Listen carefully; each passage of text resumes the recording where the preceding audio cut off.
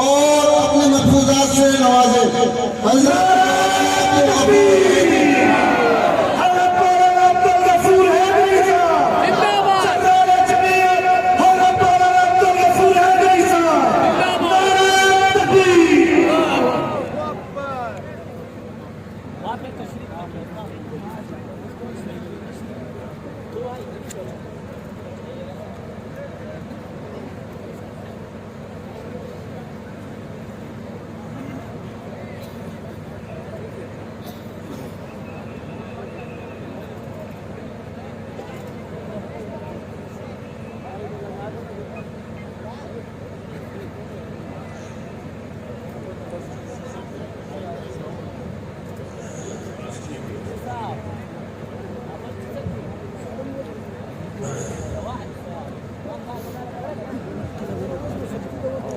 نحمده ونصلي على رسوله الكريم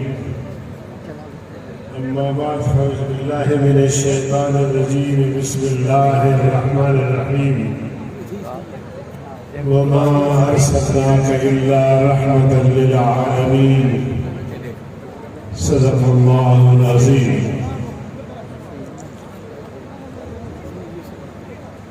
قائد جمعیت رہبر شریعت سالار قافلہ حریت حضرت مولانا فضل الرحمان صاحب دامت برکاتہ العالیہ، اکابر علماء کرام، سامعین حضرات، السلام علیکم ورحمۃ اللہ وبرکاتہ۔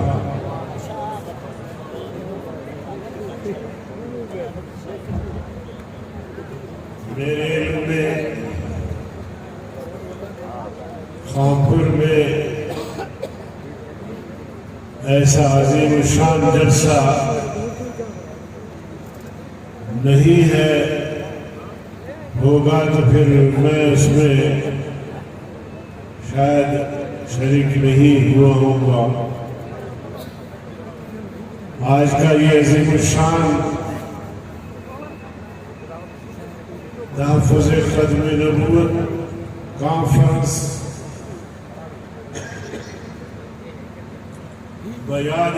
حافظ القرآن والحدیث حضرت مولانا محمد عبداللہ درخواستی، سابق امیر جمعیت علماء اسلام پاکستان،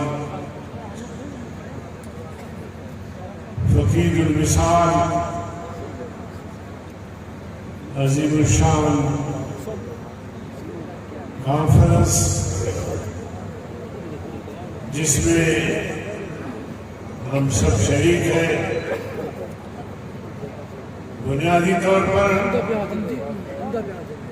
ہم نے سب نے اس کانفرنس میں اس لیے شرکت کی ہے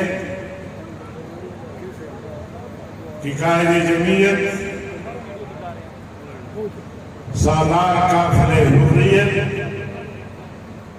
حضرت مولانا فضل الرحمان صاحب کو سننا ہے۔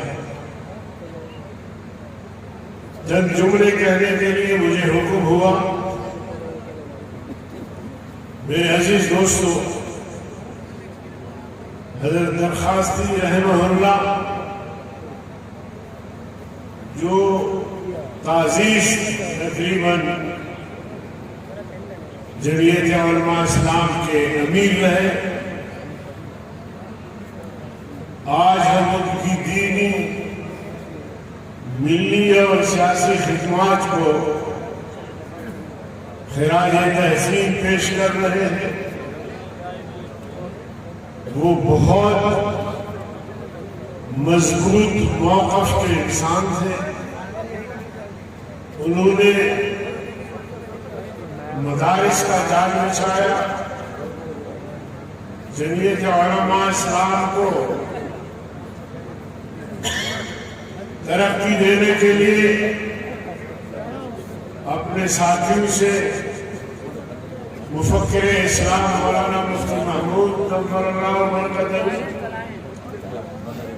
حضرت مولانا غلام محمد ہزاری صاحب اور دیگر اکابرین کے ساتھ مل کے پاکستان کے کونے کونے میں جمعیت علماء اسلام کی تشکیلات میں حصہ لیا، اور ان کی ایک خوبی یہ تھی جو شاید کسی میں نہ تھی کہ جب دستار بندی کا جلسہ ہوتا تو طلباء سے وعدہ لیتے کہ آپ نے گاؤں میں جا کر جمعیت علماء اسلام کا کام کرنا ہے، حاضرین مجلس سے جلسہ ہائے عام میں کے شرکاء سے یہاں تک کہ آخری عمر میں صاحب فراق نے جب بھی کوئی ملتا تو ان سے وعدہ لیتے کہ وعدہ کرو جمعیت کا کام کرو گے۔ بہرحال خامپور کے عوام، پنجاب کے عوام آپ سے زیادہ کون حضرت درخوائی صاحب رحمہ اللہ کو جانتا ہوگا۔ اللہ تعالیٰ ان کی دینی ملی خدمات کو قبول فرمائے اور ان کو اعلیٰ درجات میں فائز فرمائے۔ میرے عزیز بھائیوں، 3.5 سال سے جو حکومت ہم پہ مسلط کی گئی ہے،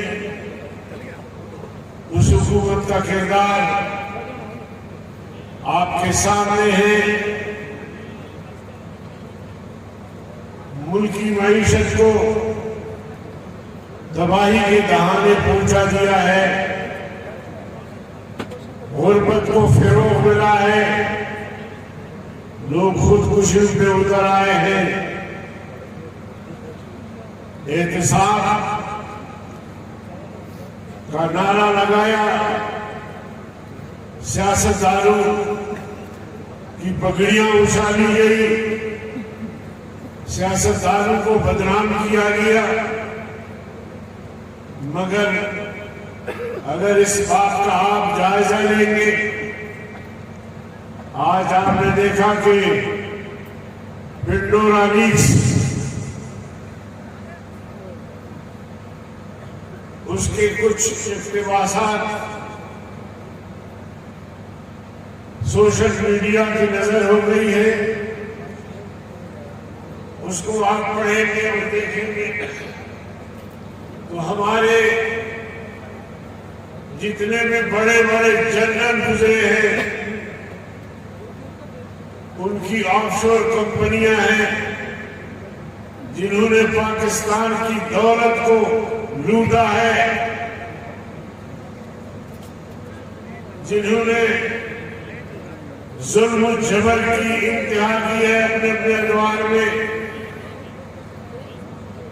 ان کی طرف تو کسی نے اشارے تک نہیں کیا، لیکن آج کسی درجے میں میڈیا آزاد ہے، سوشل میڈیا، دنیا کا میڈیا ہمارے ملک پر جو قوتیں براجمان نہیں یا جنہوں نے اپنے پسندیدہ جماعتوں کو سلیکٹ کیا، ان کا چہرہ اگر آپ دیکھیں گے، ان کی دامن کی طرف آپ اگر نظر ڈالیں گے تو کالا ہی کالا تمہیں نظر آئے گا۔ تو آپ پر یہ انکشافات ہو رہے ہیں کہ ملک کو کس نے لوٹا ہے، قومی خزانے کو کس نے لوٹا ہے۔ آج حکومت کے پاس تنخواہیں دینے کے لیے پیسہ نہیں ہے، جمہوریت کا گلا گھونٹا گیا، صحافیوں پہ حملے ہوئے، تشدد ہوا، اور ملک کے تمام طبقات آج سراپا احتجاج ہے۔ لہذا جمعیت علماء اسلام کی قیادت میں ملک کی تمام دینی سیاسی جماعتیں متحد بھی ہیں اور اس سلیکٹڈ حکمرانوں کو برخاست کرنے کے لیے جہد مسلسل کر رہے ہیں، اور باقی باتیں اور PDM کے جو فیصلے ہوئے میرے قائد آپ کے سامنے رکھیں گے۔ اگر آپ نے ساتھ دیا تو انشاءاللہ ایسی قوتیں ہمیشہ کے لیے پسپا ہو جائیں گی جو ملک کی سیاست پر، ملک کی پالیسیوں پر قابض ہے۔ ہم نے آزادی مارچ بھی کیا، مقصد کیا تھا؟ مقصد یہ تھا کہ ہمارا ملک آج بھی صحیح معنوں میں آزاد نہیں، ہمارے الیکشن آزاد نہیں، ہماری خارجہ پالیسیاں آزاد نہیں، ہماری داخلہ پالیسیاں آزاد نہیں، ہمارا فائنانس، وزارت خزانہ، ہماری معیشت آزاد نہیں۔ اور جب تک ہمارے ادارے آزاد نہیں ہوں گے، جب تک ہماری سیاست آزاد نہیں ہوگی، جب تک الیکشن آزاد نہیں ہوگا، اس وقت تک ہمارا ملک کنگال ہی رہے گا، ترقی کے شاہراہ میں گامزن نہیں ہو سکے گا۔ وہ آخر دعوانا